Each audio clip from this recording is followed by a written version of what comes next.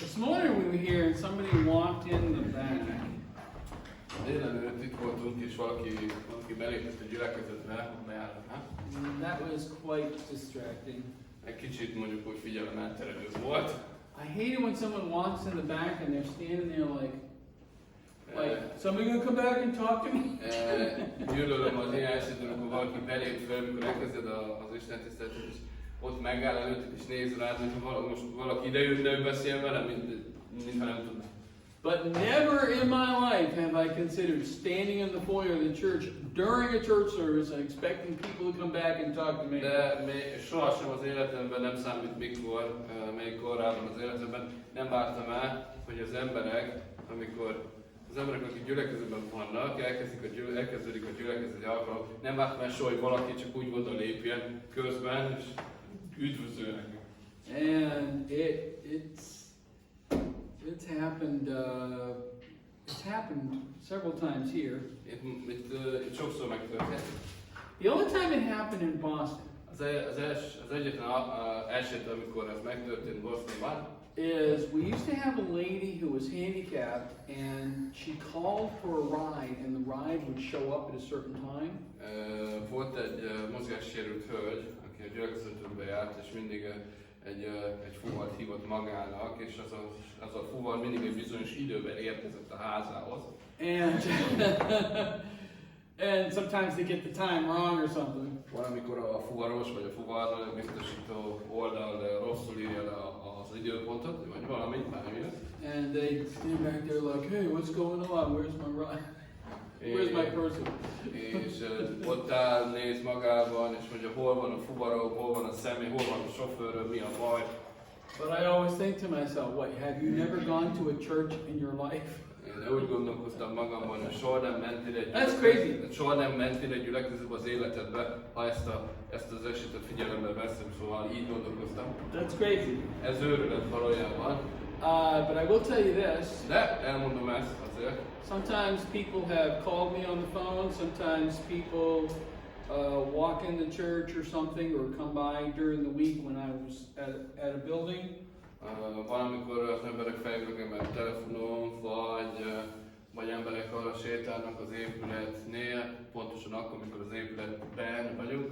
I don't give out private information. Én például ilyen esetben magánjellegű információt bárkiről nem adok ki. The best I can do is if I'm in communication with the person. A legjobb dolog, amit megtehetek ilyen egy helyzetben, hogyha kívánt szemét ismerem, és kommunikáció vagyok azzal. I will tell them, give me your information, and I'll pass it on to them. If they want to communicate to you, they can.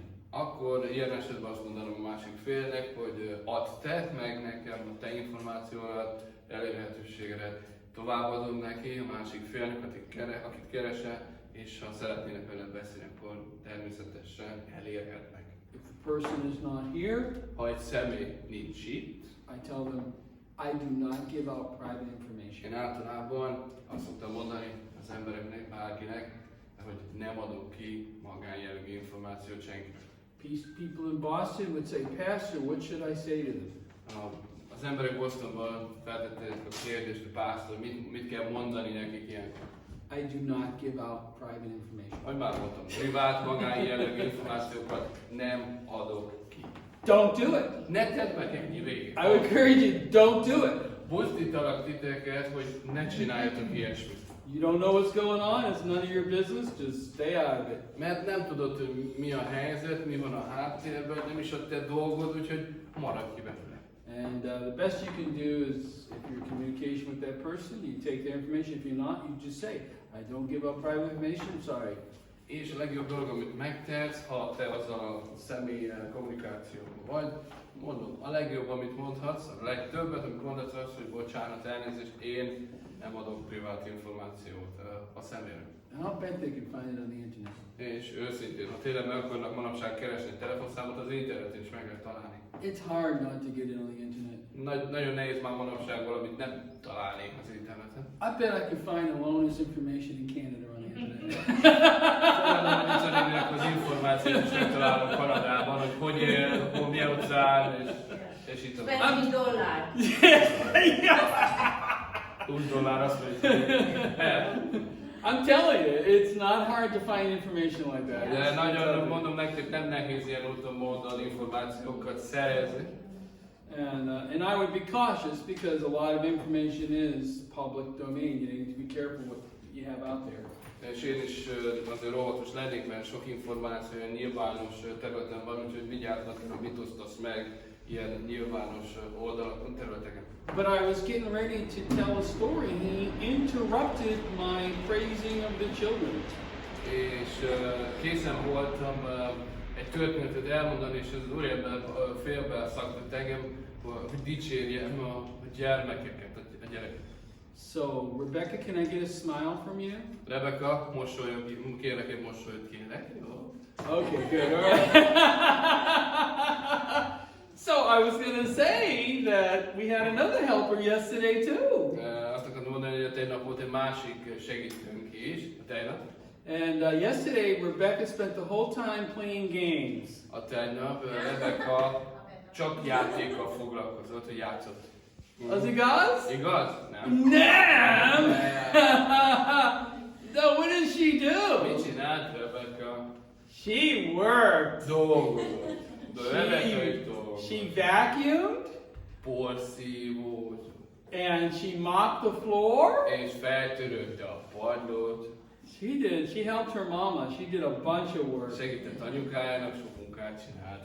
So be good the rest of the night because I don't want anybody to get on you. Make it a good night. Úgyhogy legyél jó továbbra is ma, és nem azt akar valaki kötekedjen veled, fölki vagy te, úgyhogy végig legyél jó kislány.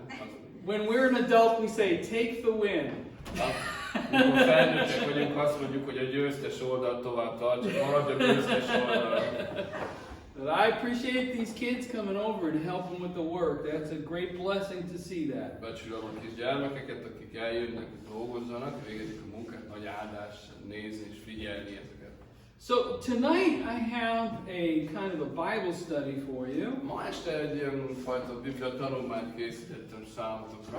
And in just some of my Bible reading kind of coming together, and I hope I can present the right meaning. Ez egy olyan dolog, ami a Biblia olvasáson keresztül jött felém, és remélem, hogy be tudom mutatni, megfelelően tudom megmutatni, érthető módon. As a family, we read a chapter in the morning and have prayer. Családi szinten mi reggelenként olvasunk egy igei részt, és imádkozunk. And right now we're in the book of Amos. És jelen pillanatban Ámos könyvében vagyunk. And so I gleaned something. I had something I saw in Amos chapter 2 a few days ago. És pár nappal ezelőtt olvastam Máté, Ámos második részét, és abból arattam pár dolgot. So let's open up to the book of Amos. Úgyhogy mit csináljunk? Nyissuk ki Ámos könyvének. That's hard to find. Nagyon nehéz megtalálni. It's right before the book of Obadiah. Abdiás könyv előtt van. Na, Abdiás könyve ismerős? Oké. És Jóel könyve után. Ismerős? Which is right before the book of Jonah. Jonah. No, it's Jonah. Obadiah is right before the book of Jonah. Oh, igen, I talk about Amos is before Jonah. Okay, Amos is after Jonah. És természetesen Abdiás könyve Jónás könyve előtt van. See, Lance doesn't know the books because he uses his computer. No, I know the books. But you were talking about the book of Amos and it goes after Joel. You didn't talk about Obadiah. I've been in a preacher's meeting where they called out that they were going to preach from some Amos or Obadiah or Joel or one of the books. You know, I don't do devotions in those books every day. Voltam amikor részletlen igénybetéssel, és voltam embereket prédikálni, és használtak ilyen követő Abdiás, Joel, Jónás, Ámos, és így tovább. And I was sitting there and I was like, Volt már olyan where is that book? Volt már olyan pillanat a számomra, és amikor úgy néztem, ültem és néztem, hogy hol a csodában az a könyv, gyorsan megnézem. And I was sure everybody was looking at the missionary guy who couldn't find the book of Amos. És biztos voltam abban, hogy mindenki nézte a misszionárius fickót, aki látogatóban volt, aki nem tudta megtalálni Ámos könyvet. So I try to help you out a little bit. Úgyhogy ezért próbálok segíteni nektek, hogy tudom. So, the book of Amos starts off with a lot of judgments pronounced against various nations. Most az Ámos könyv egy csomó ítélettel, kihirdetett ítélettel kezdődik különböző nemzetek ellen. And in Amos chapter 2, in verse number 1, he's talking to the nation of Moab. És Ámos második részének az első vers, ott az Úr beszél Moab nemzetével. In verse number 4, he starts talking about Judah. És a negyedik verstől kezdve elkezd beszélni Judáról.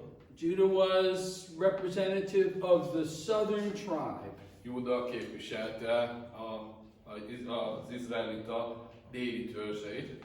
And then he starts talking to Israel, Azután elkezd beszélni Izraellel, which generally is talking about the northern tribe. ami általában az északi törzsekről beszél, és azt foglalja be. But in this case, it's talking to all of the people because of the context. De a szövegkörnyezete miatt, ahogy olvassuk, most ebben az esetben nem a délről, nem az északról csupán beszél, hanem az egész népről teljességében. But he starts enumerating the things that he has done for Israel. De Isten elkezdi listázni mindazokat a dolgokat, amiket ő már megtett Izraelért. In verse 9 he says he destroyed the Amorite. A 9. versben látjuk, hogy az amoreusokat elpusztította. In verse number 10 he talks about he brought them up out of the land of Egypt. És a 10. versben olvassa, hogyan elmondja nekik, hogy Egyiptom földéről kihozta őket. Then he led them for 40 years. És azután 40 éven át vezette őket. But he's pointing out to them that he has done all of these good things for them, but they have not responded the way they should.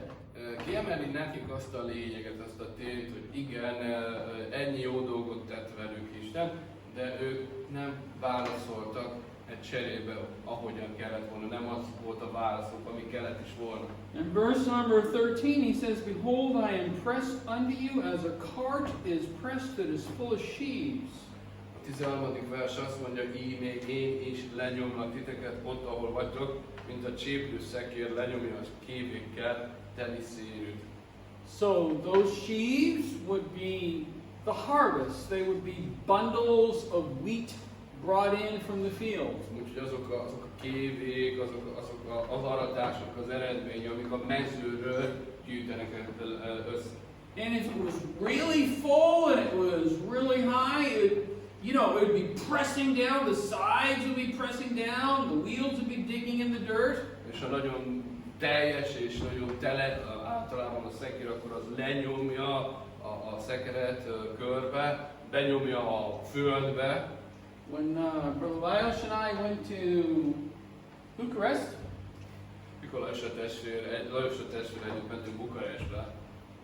I saw a guy with a bicycle and he was carrying a couch or something like that. I don't remember. There was some kind of... You can do it. Láttunk egy fickót, aki biciklin valamilyen bútordarabot, egy kanapé darabot vitt egy biciklin. Mondtam kánytesnek, hogy mert ilyet is lehet. He was pretty overloaded in his bicycle. Mondjuk úgy, hogy a biciklével nagyon meg volt terhelve, be volt csomagolva, pakolva. God's saying, you are wearing me out. You have run the course on my patience and long suffering. Isten azt mondja, hogy mondjuk, hogy fárasztatok engemet, már a türelmemet véglegesen kihasználtátok. So I am not going to bless you. Úgyhogy én nem foglak titeket megáldani. I feel, I don't know a particular scripture that comes to mind. Most nem ismerek konkrét igei részeket most, amik eszembe jutnak. We know that whom the Lord loves, He chastens. Tudjuk azt, hogy akit az Úr szeret, ezt meg is dorgálja, az igazság. But I feel like that before the Lord actually punishes, the Lord withdraws blessings. De úgy érzem, úgy gondolom és hiszem, hogy mielőtt az Úr megbüntetne, vagy büntetést alkalmazna, először áldásukat húz vissza, von vissza magához. I had a time in my life when I had really gotten away from the Lord. Voltak idők az életemben, amikor ténylegesen eltávolodtam az Úrtól, And I felt like nothing was going right. és úgy éreztem ténylegesen, hogy semmi sem működik jól és helyesen. And I think that's what's going on here for the Israelites. És én úgy érzem, hogy pontosan ez történik itt az izraeliták életében. Verse 14. 14. vers. Therefore the flight shall perish from the swift, and the strong shall not strengthen his force, neither shall the mighty deliver himself. Elvész azért a futás a gyorstól, és nem erősíti meg az erős az ő ereje, és a hős sem meneketheti. So the one that is able to be fast is not going to be able to be fast. Ugye az, aki képes a gyorsaságra, nem lesz gyors. The one that is strong is not going to be able to use his strength. Az a valaki, aki erős, nem lesz képes arra, és nem lesz lehetősége arra, hogy az erejét használhassa. Neither shall he stand that handleth the bow, and he that is swift of foot shall not deliver himself, neither shall he that rideth the horse deliver himself. Nem állja meg helyét az íjhordozó sem, nem menekülhet el, még a gyorslábú sem, és a lovon ülő sem menekedhetik. And he that is courageous among the mighty shall flee away naked in that day, saith the Lord. És a bátor szívű is a hősök között mesztelenül fut el azon a napon, ezt mondja az Úr. The courageous man is utterly humiliated. A hős, a bátor ember teljesen megszégyenül, megaláznak. So, a few weeks ago, Úgyhogy néhány héttel ezelőtt I was talking about financial blessings and how I felt like the Lord has blessed my life and blessed my faithfulness and so forth. beszéltem a pénzügyi áldásokról, és beszéltem arról az időkről, amikor is az Úr tényleg megáldott az életemet, bizonyos helyzetekben, időben. And I was kind of half joking a little bit.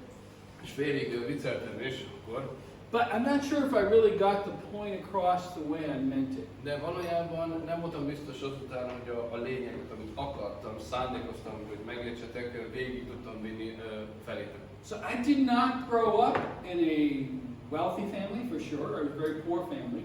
Szóval, hogy már mondtam, nem egy vagyonos otthonban nőttem fel, szegény családban nőttem fel. And I really didn't go to an expensive college that people spend all kinds of money. I went to a lower price college. És nem egy ilyen drága költségű főiskolára jártam, hogy az emberek néznek drágának, hanem egy ilyen alacsony költségekkel járó főiskolára. And I did, very fortunately, have a good pastor. És nagyon szerencsés módon nekem volt egy jó pásztor. And he did teach us principles of stewardship and giving and being faithful with the Lord. És tényleg elveket adott át nekünk a sáfárságról, az adakozásról és a hűségről az Úr irányába. And that did help a lot. That helped a lot. És az segített, sokat is segített. But I did not have a father in the home to advise me. I advised my sons all the time. They call me probably once a month asking questions about life. Nekem nem volt egy apukám az otthonomban, akitől tanácsot kaphattam volna, de az én fiaimnak mindig adok, az egész életük során adtam, és most is adok nekik tanácsokat. Szerintem egyszer egy hónapban minden egyes olyan felhív, hogy ezzel a helyzettel mit is kezdeni. And a lot of things I had to just figure out myself. És sok dolgot az életem során csupán fel kellett ismerjem magamnak, én kellett megismerjem azt a dolgot, és ráismerni. But considering what I had to work with, De figyelembe véve, hogy mivel is dolgoztam, és mi volt a birtokomban, amivel munkálkodni tudok. and considering what I knew about the life around me, És figyelembe véve, hogy mit ismertem az életről, ami körülöttem volt. I feel like the Lord really blessed me. Én úgy érzem, hogy az Úr tényleg megáldott engem. I feel like God really blessed what I was working with. Én tényleg úgy érzem, hogy Isten valójában megáldotta azt, amiben dolgoztam, vagy amit munkálkodtam. In this passage, Ebben az igérészben you have just the opposite. pont az ellenkezőjét látom. God was not blessing. Even though they had to fast and they had to strong, they were not being able to do what they could normally do. Pont az ellenkezője történt. Isten nem áldotta meg a népet, hiába volt a nép között a gyors, az erős, bármi, nem volt meg a képességük és a lehetőségük megtegyék azt, amit akartak. And I experienced that. És én is tapasztaltam pont így. I've had those situations in my life as well. Szintén ezek a helyzetek az én életemben is léteztek és voltak. But in just the opposite, Israel has also had the blessings of God. De pont az ellenkezőjével ezzel kapcsolatban Izraelnek szintén megvoltak az áldásai Istennek teljesen, mikor élvezték Isten áldásai.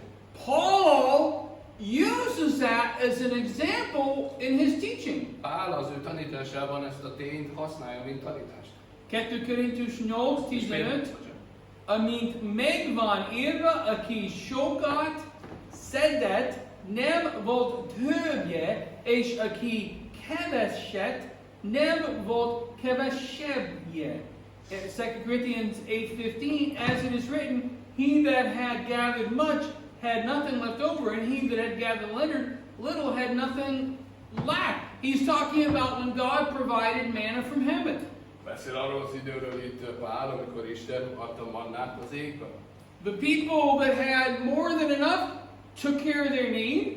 Azok az emberek, akiknek többik volt, mint ami kellett volna, vigyáztak, törődtek a szükségeikkel. Why was that important? Miért volt ez fontos?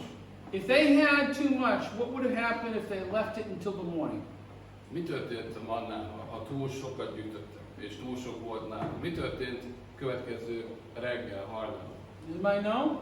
Tudja valaki, mi történt a mannával következő nap? Ki tudja? Megrothat, megkoshat, megromlott. Specifically, God said it'll get worms. Konkrétan férges lesz.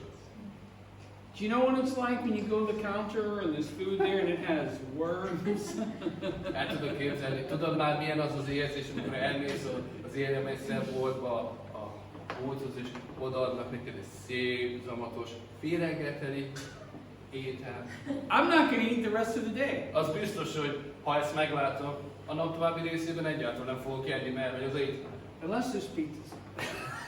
Csak a pizzáról van szó. I'll probably still eat. Csak a pizzáról van szó, valószínűleg akkor még ennék azután, ha férget minden részt, megenném a pizzát. So God took care of that problem. He protected them from that problem. And the people who were weak and couldn't do as much work, he stretched it out. He made it last longer. És Isten vigyázott rájuk, törődött velük, vigyázott a szükségekre, és azoknak az embereknek, akiknek szükség, mondjuk úgy az ő szükségük hosszabb volt, nagyobb volt, mint a képességük, Isten tovább adta, tovább hosszabbított időzőjelben az áldást a dolgot. Now, Jesus did the same thing with his disciples. Jézus ugyanazt a dolgot tette a tanítványainál is. He sent his disciples out 2 by 2. Kettesével kiküldte a tanítványait. And he told them, don't take anything extra. Don't take any money with you. Don't take extra money. You know, don't take anything extra with you. És mit mondott nekik? Ne vigyetek magatokkal semmi plusz dolgot, extra pénzt, extra vagyon, extra költséget, nincs, csak amire szükségetek van. Just sent him out there. És kiküldte őket. Trusting the Lord. Bízván az Úrban. Later, Később, Lukács 22:35, és mondta nékik, mikor elküldtelek benneteket éljen, táska és sáru nélkül, volt-e valamiben foglalkozástok, ők pedig mondanak semmiben sem. Ez a dupla neked. There it is. And he said, Luke 22:35, and he said unto them, when I sent you without person, script, and shoes, lacked anything? And they said, nothing. See, that's, God provided for them. He sent them and he provided for them. Isten elküldte őket, kiküldte őket, és természetes szükségeit ellátta. He didn't make them rich. nem tett őket gazdagá. They didn't come back with barrels of money and say, oh, what a profitable trip we had. Nem úgy tértek vissza tanítványaik tele, egy hordó tele pénzzel, és azt mondván, hogy milyen nagy profit volt ebben a utazásban, előnyökkel jártunk teljesen. Something we need to learn. De van egy dolog, amit meg kell tanulnunk itt. Some people feel like, well, I give my offering, I tithe to the Lord. Van olyan ember, aki azt gondolja, hogy nos, én odaadom a felajánlásomat, tizedet fizetek az Úr, God will bless me. Isten meg fog áldani. But there's more to it than that. Azért ehhez sokkal több van, ez ennél többről szól. There are at least 4 times in the Bible where God says, I'm going to withdraw what you could have used. 4-szer legalábbis a Bibliában van, amikor Isten azt mondja, hogy visszavonom még azt is, amit felhasználhattatok volna. You know, there was a widow woman who had a cruse of oil. Volt egy özvegy asszony, akinek volt egy edény olaja.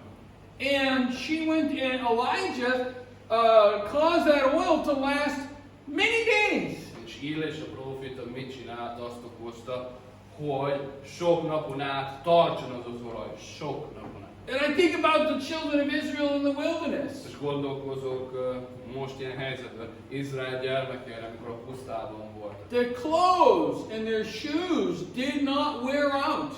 A ruháik, a cipőik, a ruhák nem fakultak el, nem rongyolódtak el, nem romlottak el. God took what they had and made it more than what it could have been. Isten megragadta ezeket a dolgokat, amik náluk volt, és többet csinált belőlük, mint ami lehetséges eredet. He blessed it. Megáldotta őket. And that was the primary point I was making too. És ez volt valójában akkor a fő pontom, amikor ezeket elmondtam nektek. Not that God made me wealthy, Nem az, hogy Isten engem gazdagá tett, but He's taken what we had and made it enough. hanem megragadta az, ami volt már nekünk, és elegendővé tette azt. You know, and we have been faithful. I've been faithful to giving to God since I was a teenager. És tudjátok, én hűséges vagyok Istennek az adakozásban, amióta tínézser voltam. Azóta, mint hűséges vagyok benne. So I have given faithfully and regularly for more than 40 years. Úgyhogy igazából hűségesen és rendszeresen én adakoztam több mint 40 éven. And I gave to missions. És a missziókra is adtam. I remember at times when I was a young teenager, Emlékszem időkről, amikor én fiatal tínézser voltam, putting 20 cents in the, which would be about 60 florins, putting about 60 florins in the tithe. akkor ilyen 60 forintnyi centet tettem a kosárba. And putting 15 florins in the missions. És 15 forintnyi centet tettem a missziókra, szóval 60 meg 15. I mean, you know, it wasn't a great amount, but I gave it. I had a paper route. I made a little bit of money. Somebody gave me a tip. I tithed on it.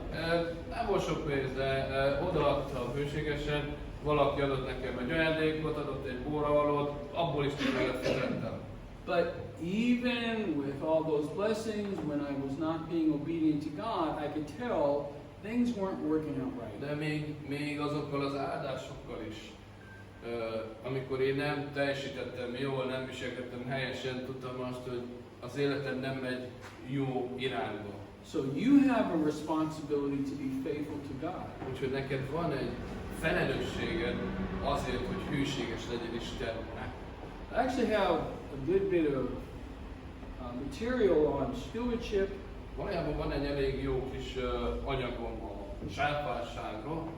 And I think I have an idea of the difference between how the world looks at finances and how God's people look at finances. És szerintem van egy elég jó ötletem között, hogy a világ hogy látja a pénzügyeket, és Isten népe, vagy emberei, hogy látják a pénzügyeket. Just like in Sunday school when we talked about not doing it like the other Gentiles, but doing it like Christ, there's a difference there. Pontosan, hogy tanultuk a vasárnapi iskolában, hogy nem tenni a dolgokat úgy, mint a pogányok, hanem úgy, ahogyan Krisztus tette. Van egy különbség, érezhető különbség a kettő között. And I think that there's a lot of principles from God's Word that may help us. És én úgy gondolom, hogy sok elv van Isten szavában, ami segíthet nekünk. You know, my situation is not going to completely parallel yours.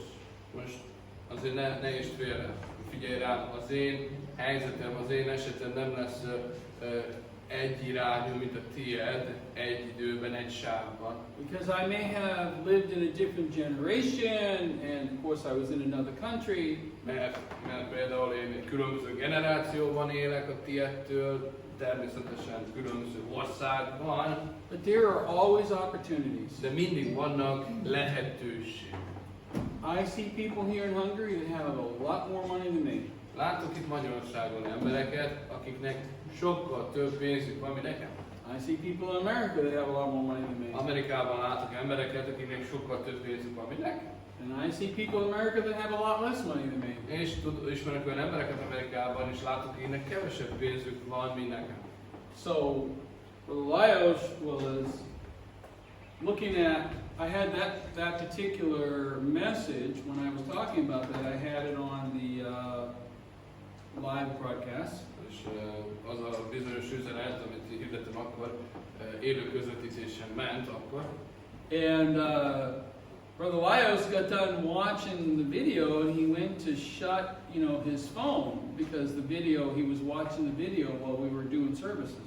Most testvére lement lezárni a videót, és lezárta a telefonját is, mert, ahogy már mondtam, néztük, mi is figyeltük a telefonunkon az élő közvetítést, minden rendben van. And it started the next video. És a következő videót elkezdtem, amikor lezárul a közvetítés, akkor egyből a Facebookhoz egy másik videó. And it was to Beth Haven Baptist Church, Brother Carter's Church in Oklahoma City. És az pedig Beth Haven Baptista gyülekezetről szólt, a Carter testvérnek a gyülekezete Oklahomában. And what was he talking about? És miről beszélt? De ez tényleg miről beszélt? Hát a pénzügyekről. Bankruptcy. A csődről beszélt, és a pénzügyekről, sáfányság, de ez hihetetlen, de ez az igaz. And he liked it. Ő szerette, neki Lajos testvére tetszett, de ugyanakkor hihetetlenek tűnt, mert ugyanarról beszélt. There's a lot of people that think, oh man, if I lived in America, or if I lived over here, I would have so much. Sok ember van, aki azt gondolja, hogy most egy bizonyos helyen laknék, mint például Amerikában, vagy bárhol, akkor annyi több dologom lenne, annyi több vagyonom lenne, ha ott élnék, és nem itt. There's a lot of people that I've been to that would love to live here in Deverton. They would love it. Sok ember van a világon, akikkel én találkoztam, akik imádnák, de szó szerint imádnák az itt létet Magyarországon. Imád. I went to I don't know if to call it a village or a small city in Costa Rica. Elmentem egyszer egy ilyen, nem tudom, falunak nevezem, vagy kisvárosnak, Costa Ricaába. And how do I describe this? Hogyan írjam le ezt? As far as I could see, amennyire látott a szemem. it was like people took like aluminum from the roof. Az emberek az alumíniumot vették le a tetőről. And just, made like a wall and stuck the thing over the top of it. És a alumínium tetőfedő anyagot igazából falnak használták, hogy körbe falasztani. Csináltak maguknak egy szerkezetet. And sometimes they had like a cardboard box. Volt, amikor mondjuk egy kartondoboz volt. I mean, you could have, there might have been 10,000 people there. Lehet, hogy 10,000-en voltak ott valószínűleg is. You could have bulldozed the whole thing and you wouldn't have missed anything. Figyelj, mehettél volna a bulldozerre, semmit sem néztél volna el. Végig daráltad volna az egészet. I doubt the scrap would have bought a house here in Deverton. Excuse me?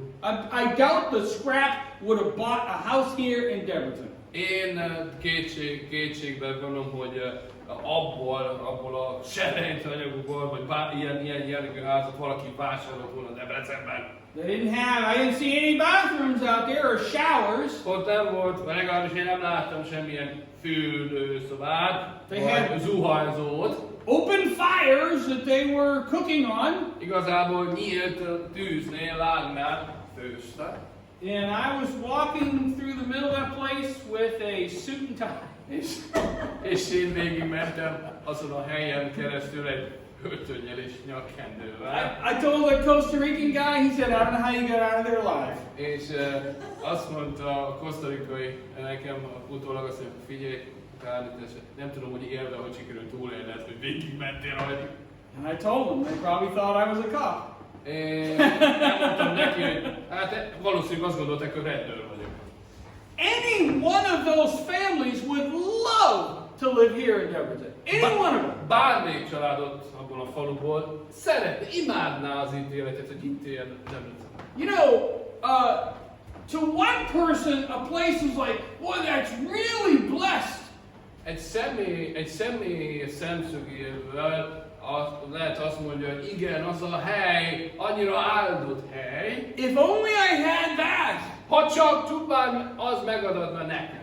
We're talking about that here, and I'm telling you, you shouldn't think that this place or that place is where you're going to get blessed. És itt is beszélünk róla, és sokszor mondtam már nektek, hogy nem ez a hely, nem a hely a lényeg, ez a hely, vagy az a hely, ahol áldást kap.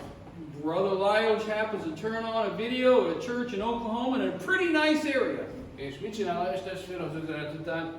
Megnyit egy videót Oklahoma városában, egy szép területen, szép igényes helyen, és miről van szó? They're talking about bankruptcy. A csődről beszélnek. Magáról a csődről. You need God.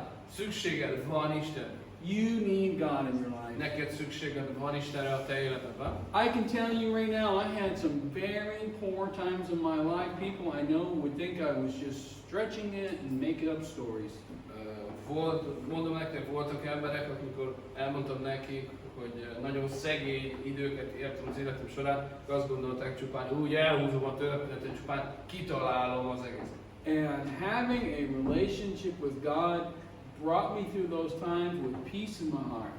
De azáltal, hogy volt egy kapcsolatom Istennel, végigvitt azokon a helyzeteken, időkön, békével a szívemben. In this case, in Amos, the people have all the things they need.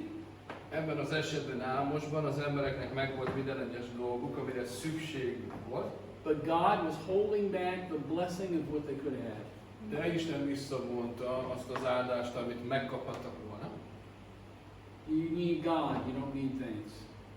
Istenre van szükséged, és nem dolgokra.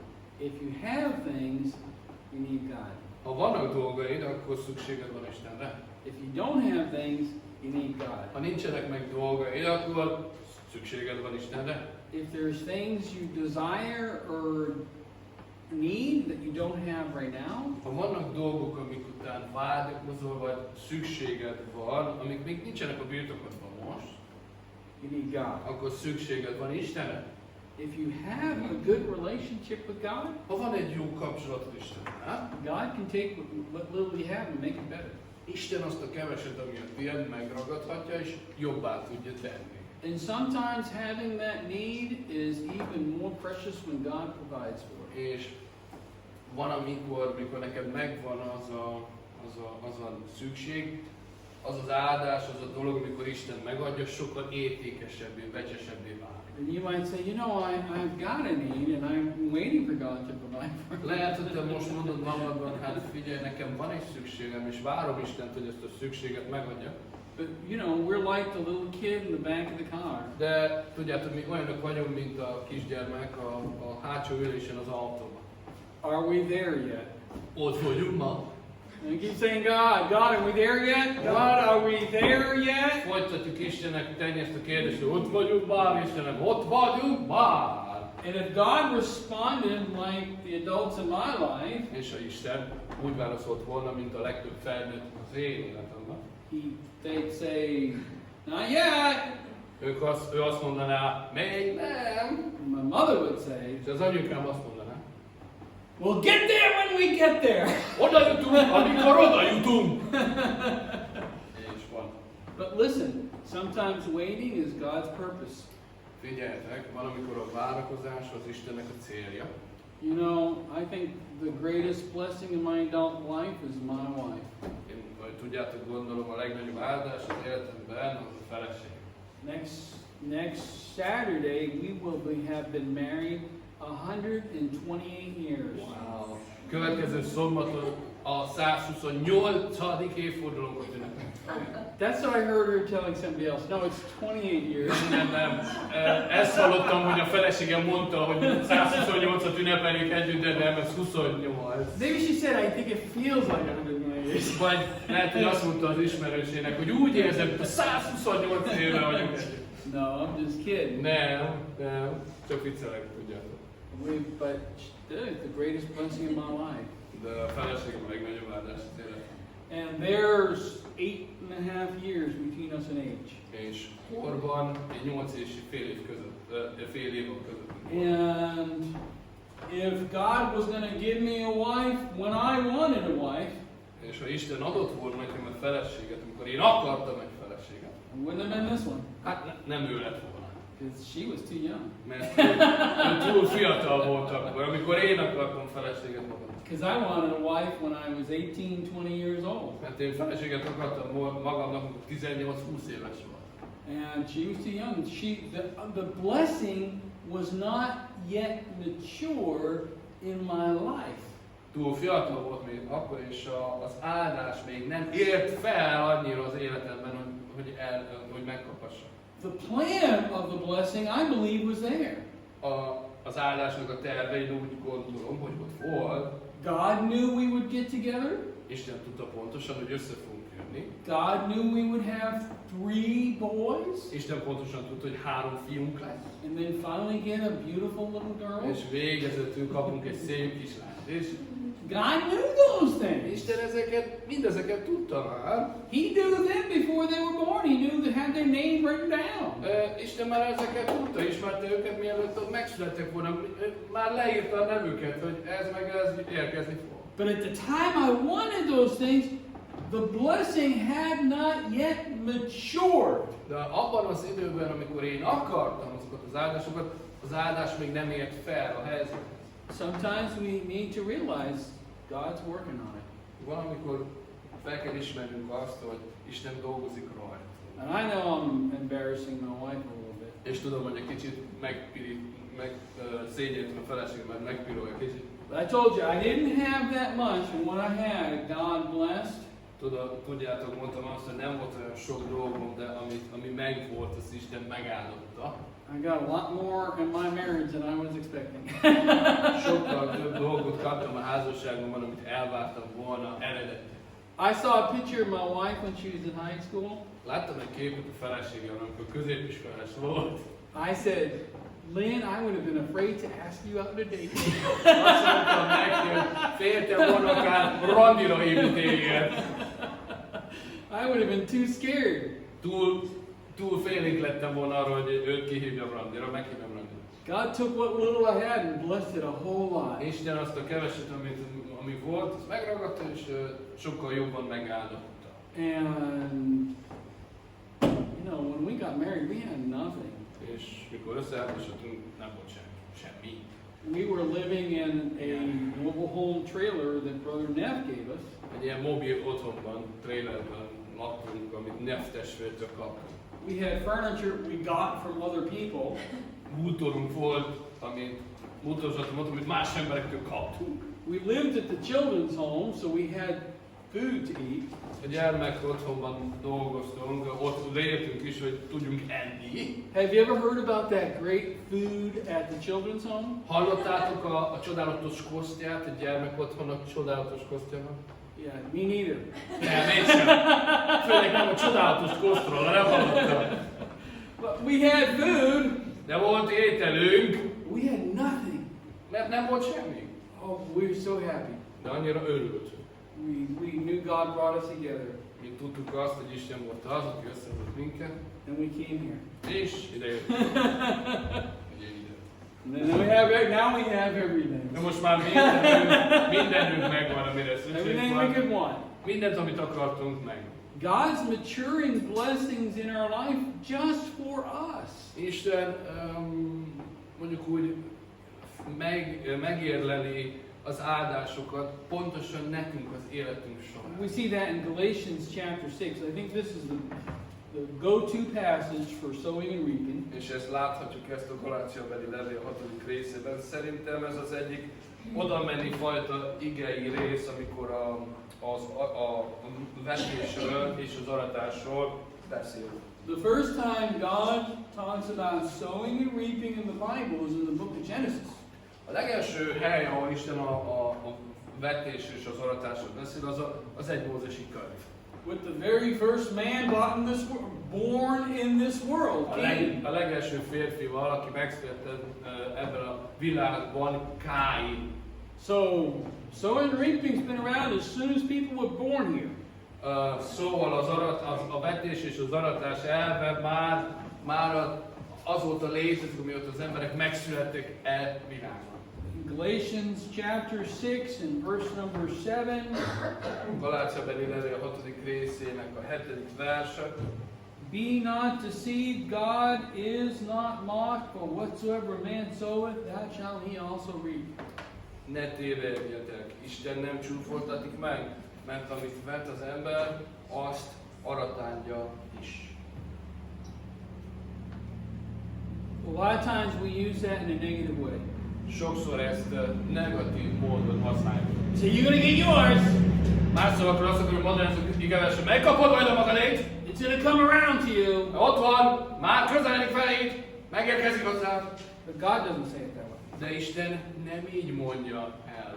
Verse 8 says, he that soweth to the flesh of the flesh reap corruption, but he that soweth to the Spirit shall of the Spirit reap life everlasting. 8. vers azt mondja, mert aki vet az ő testének, a testből arat veszedelmet, aki pedig vet a léleknek, a lélekből arat örök életet. This is true in your life Ez igaz a te életedben. as far as being saved. Ha már az üdvösségedről van szó, ha te megmenekült ember vagy. You are not saved because of what you do. Nem menekültél meg amiatt, amiket te tettél már. You have to have a spiritual birth, like we talked about this morning. Kell, hogy legyen benned egy lelki szellemi születés, ahogyan ma reggel is beszéltünk. The physical birth will end one day in a physical death. A fizikális testi születés egyszer annak is vége lesz egy fizikális testi halála. The spiritual birth will reap life everlasting. A lelki szellemi születés pedig örök életet fog magával hozni, aratásként. But this is also true in the testimony of a believer. De ez szintén igaz egy hívő tanúság tételében is. If you have a bad testimony as a Christian, Ha neked, mint keresztény, egy rossz tanúságtételed van, there are people out there that will not hear the gospel. I'm sure of it. lesznek olyan emberek, biztos vagyok abban, akik nem fogják hallani az evangéliumot. And if you are a godly Christian, there are people out there that will. És ha te egy Isten félő keresztény vagy, akkor biztos vagyok benne, lesznek emberek, akik meghallják az evangéliumot. One will be the flesh and the other one will be life everlasting. It works in our life. Az egyik a test lesz, a másik pedig az örök élet. Melyik dolgozik az életünkben? And he emphasizes it in verse number 9. És hangsúlyozza ezt kifejezetten a 9. versben.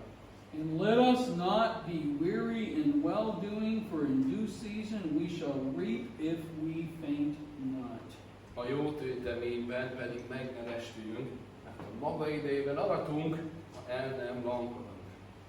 That's good. Az jó. That's good. Az jó. Now, sometimes you get tired of taking care of the good.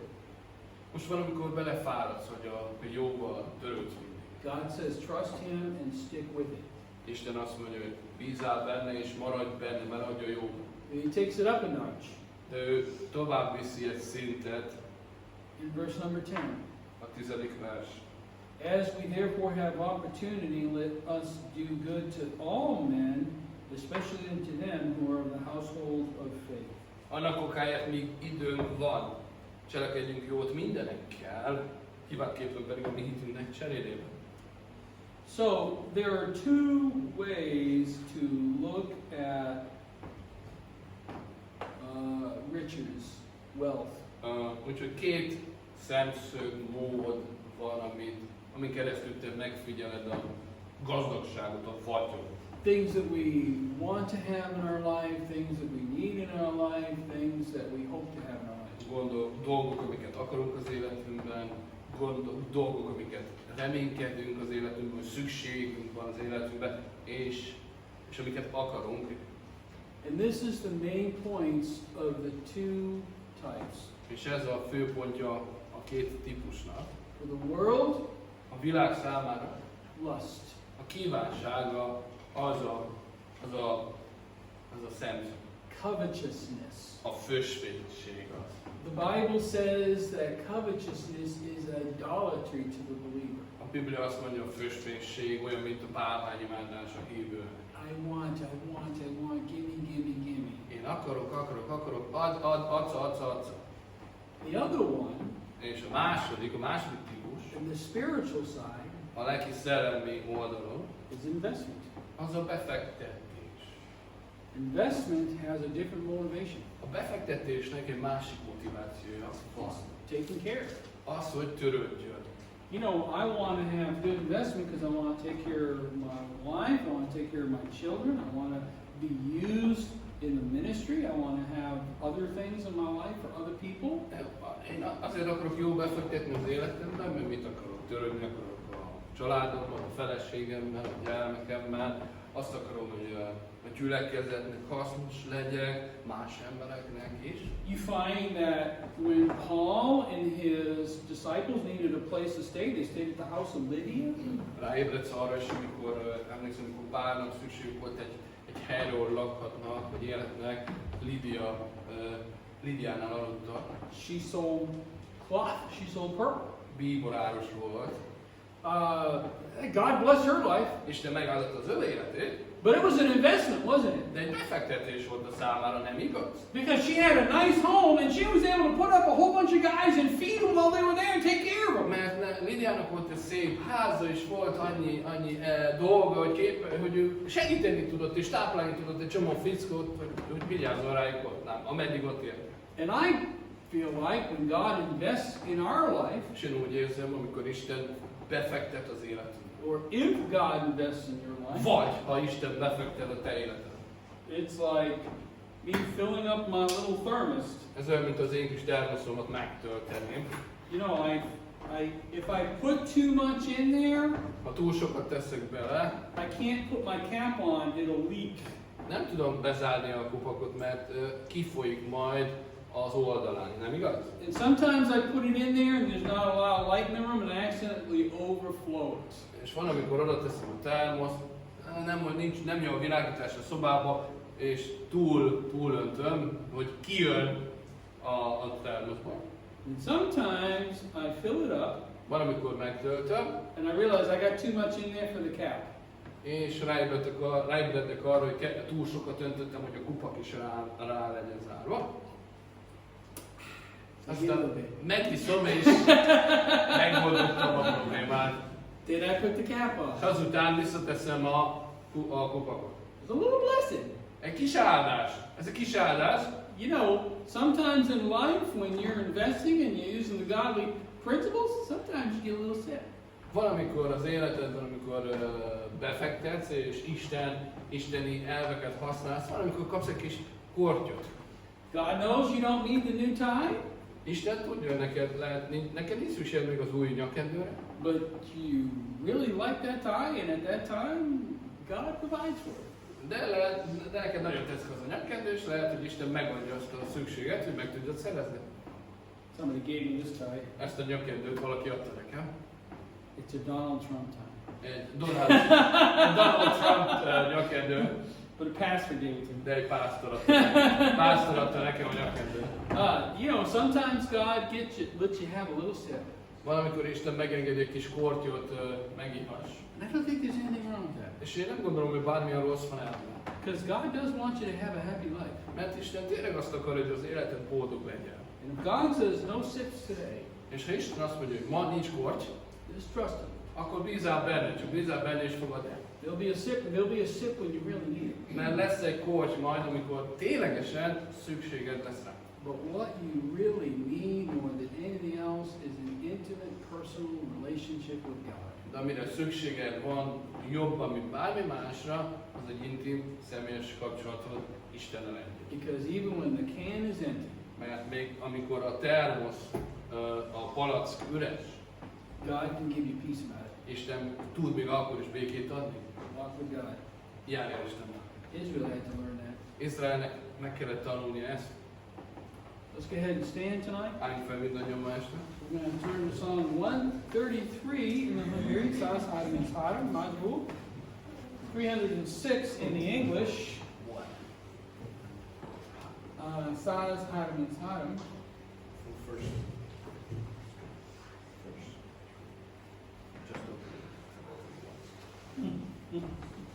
See how God blesses you in so many ways? I see. Amen.